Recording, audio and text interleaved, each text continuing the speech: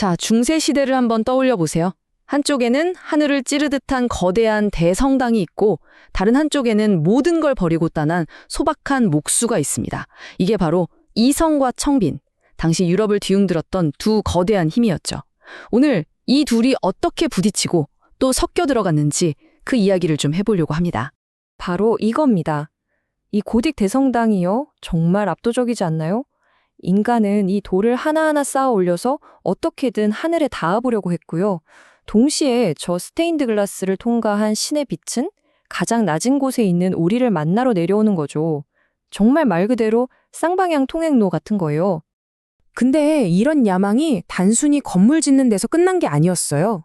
당시 최고의 지성인들, 그러니까 학자들은요, 머릿속으로 똑같은 걸 짓고 있었어요. 뭐냐면 신을 꼭대기에 딱 놓고 세상의 모든 지식을 차곡차곡 쌓아 올리는 거죠. 하나의 빈틈도 없는 완벽한 논리의 대성당을 말입니다. 그럼 이 엄청난 지적 프로젝트를 돌린 엔진은 뭐였을까요? 바로 대학입니다. 물론 처음부터 지금 같은 모습은 아니었고요. 처음엔 그냥 수도사들 교육시키던 작은 학교였는데 이게 점점 커져서 도시의 대성당 부속 학교가 되고 마침내 파리, 옥스퍼드 같은 곳에서 교수와 학생들이 모인 조합, 그러니까 길드 같은 대학이 짠 하고 나타난 거죠. 유럽 지성의 심장부가 된 겁니다. 자, 이 두 사람의 말을 좀 보세요. 완전히 정반대죠?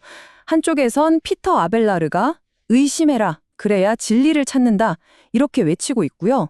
다른 한쪽에선 버나드라는 사람이 무슨 소리, 신앙은 그냥 믿는 거지 따지고 드는 게 아니야 하고 맞서고 있습니다. 와, 정말 이성과 신앙 사이의 팽팽한 긴장감이 그대로 느껴지지 않으세요? 바로 이런 생각. 그러니까 이성을 도구로 써서 신앙을 완벽하게 정리하려는 시도를 우리가 스콜라주의라고 불러요. 목표는 아주 명확했습니다. 교회의 모든 가르침을 하나하나 논리적으로 다듬어서 절대로 무너지지 않는 완벽한 지식의 건물을 짓는 거였죠. 그리고 이 스콜라주의의 끝판왕이 등장합니다. 바로 토마스 아퀴나스. 정말 명석한 두뇌를 가진 수사였죠. 그가 쓴 신학대전이라는 책은 이건 그냥 책이 아니에요.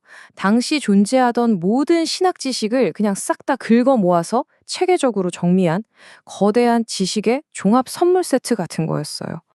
아퀴나스가 그린 세상은 딱 이런 그림이에요. 보세요. 이성으로 신의 존재를 증명할 수 있어요. 이건 기초 공사 같은 거죠. 그리고 성경, 즉 계시를 통해서 삼위일체 같은 더 깊은 진리를 알게 됩니다. 이 두 개의 거대한 기둥이 진리라는 지붕을 받치고 있는 거예요.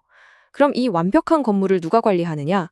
바로 교황과 교회가 칠성산이, 교회법이니 하는 도구들을 가지고 관리하는 거죠. 완벽한 시스템 아닌가요? 자, 이런 시스템에서 교황의 힘은 어땠을까요?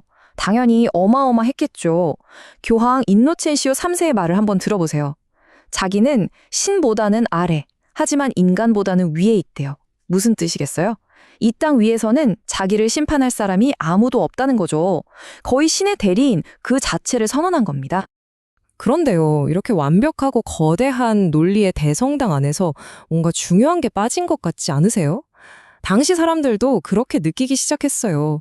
잠깐만, 이렇게 화려하고 복잡한 시스템 속에서 정작 그 가난했던 나자렛 목수, 예수는 어디에 있는 거지? 바로 이 질문, 이 작은 의심이 거대한 불길이 돼서 번져나가기 시작합니다.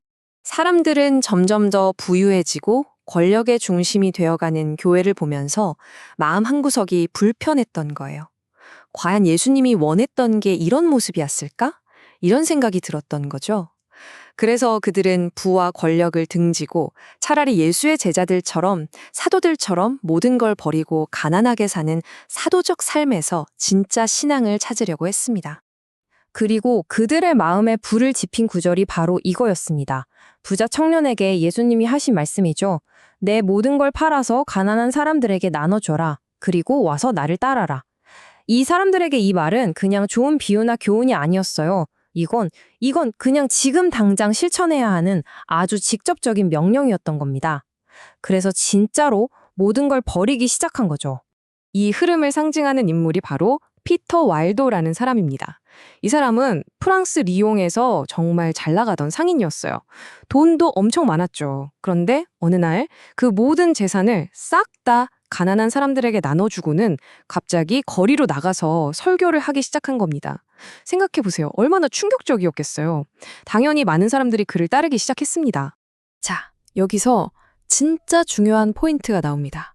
이 사람들이 그냥 교회가 너무 부자야 라고 비판만 한 게 아니에요. 더 나아가서 교회의 허락도 없이 자기들끼리 성경을 가르치고 설교를 한 겁니다. 이건 당시 교회 시스템에서는 있을 수 없는 일이었어요. 교회의 권위에 대한 정면 도전이었죠. 그러니까 교회 입장에선 이들이 그냥 개혁가가 아니라 체제를 무너뜨리려는 위험한 반역자로 보였던 겁니다. 근데 교회가 상대해야 했던 그룹들이 다 똑같진 않았어요. 이 표를 좀 볼까요? 왈도파는요, 사실 교리 자체는 정통 기독교랑 크게 다르지 않았어요. 문제는 불복종, 그러니까 교회의 말을 안 듣고 마음대로 설교했다는 거죠. 하지만 카타리파는 이야기가 완전히 다릅니다. 이 사람들은 아예 이 세상은 악한 신이 만들었어 라고 믿는 기독교의 뿌리 자체를 흔드는 주장을 했어요.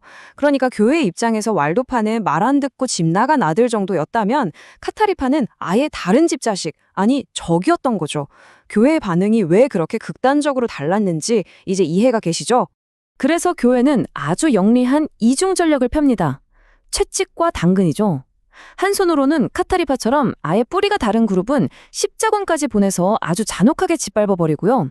다른 한 손으로는 가난하게 살고 싶다는 그 순수한 열망 자체는 교회가 끌어안아버립니다. 억누르는 대신 흡수해버리는 아주 고단수의 전략이었죠.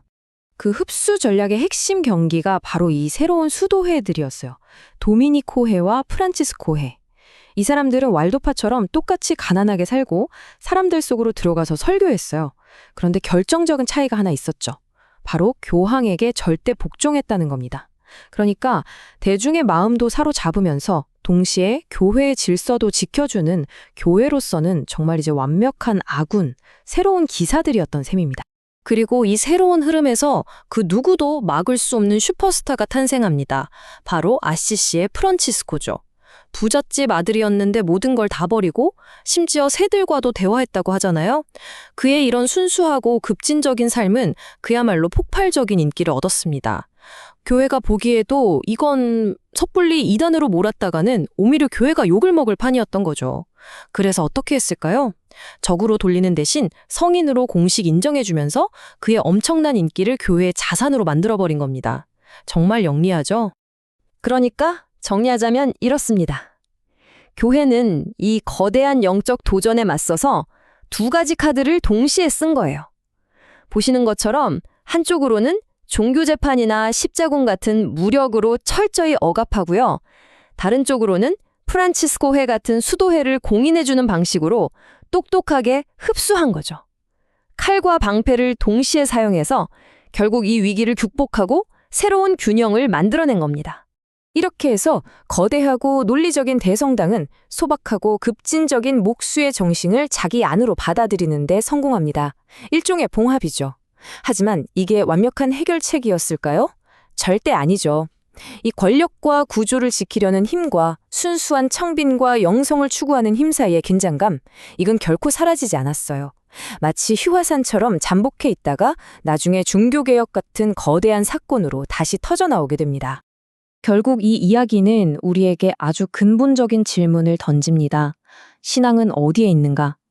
완벽하게 세워진 시스템, 이성적인 논리의 대성당 안에서 찾을 수 있는 걸까요? 아니면 모든 것을 버리고 떠나는 그 목수의 급진적인 삶 속에서 발견되는 걸까요? 이 중세시대의 고민은 어쩌면 지금 우리 모두의 고민이기도 할 겁니다. 답은 여러분 각자가 찾아보셔야겠죠?